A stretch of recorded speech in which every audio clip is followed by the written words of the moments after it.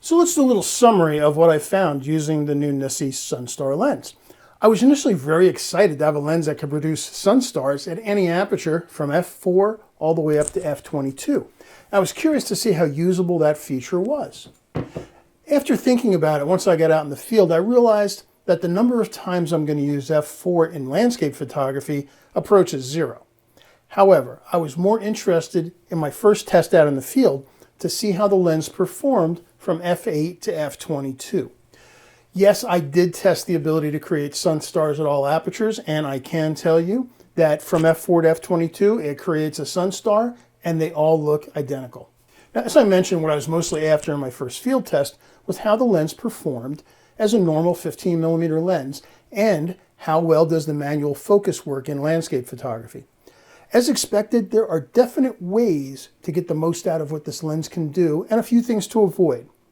What I learned first was that for optimal focus over an entire scene with an aperture of f8 or smaller, the best place to set the lens focus is just past the 5-foot mark on the lens.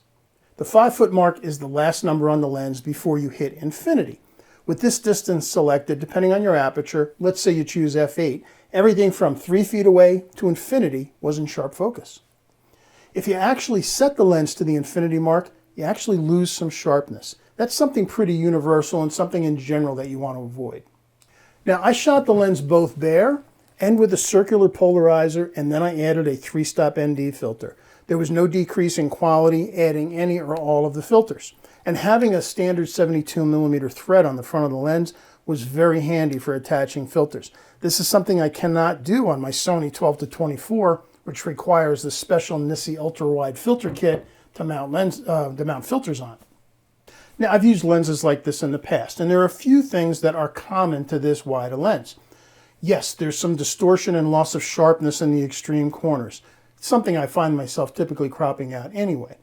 If you're shooting directly into the sun and you have bare branches up in the corners, yes, you're going to get some chromatic aberration. Now, it's a real true torture test, but I found that the chromatic aberration was slight enough that just clicking on Lightroom's Remove Chromatic Aberration button immediately got rid of all of them.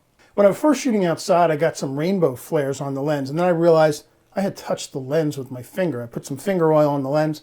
Once I cleaned that off, most of it went away.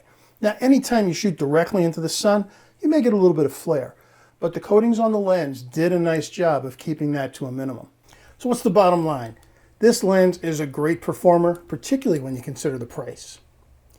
My one wish for the lens would be a focus lock, a little slider right here on the side of the lens that would allow me to pick a focus point and leave it there. Since I think for most of my uses, I'm going to be f8 to f16 at just past 5 feet, I think I'd probably leave the lens there for most of my landscape work.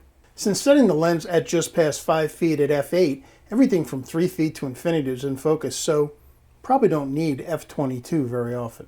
I'm still curious what I can do with this lens at f4. I'm thinking food photography would be really interesting because at f4, you're in close focus. You can focus up to 7/10 of a foot away. The depth of field is extremely narrow. Could make for some really interesting results. Also, I can't wait to get this thing into New York City, into Times Square, and shoot at night. I think the f4 there could make for some very interesting results and produce some sun stars from some of the specular lights. I'll get there as soon as I can. We just had 2 feet of snow, so I'm probably going to be delayed a week before I can get into the city. I'll post some images as soon as I get a chance.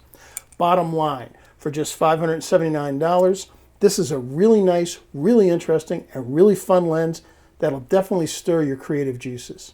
Take a closer look, the NiSi F4 Sunstar Lens. I'm Joe Brady. Thanks for watching. Hope to see you online again soon. Bye-bye.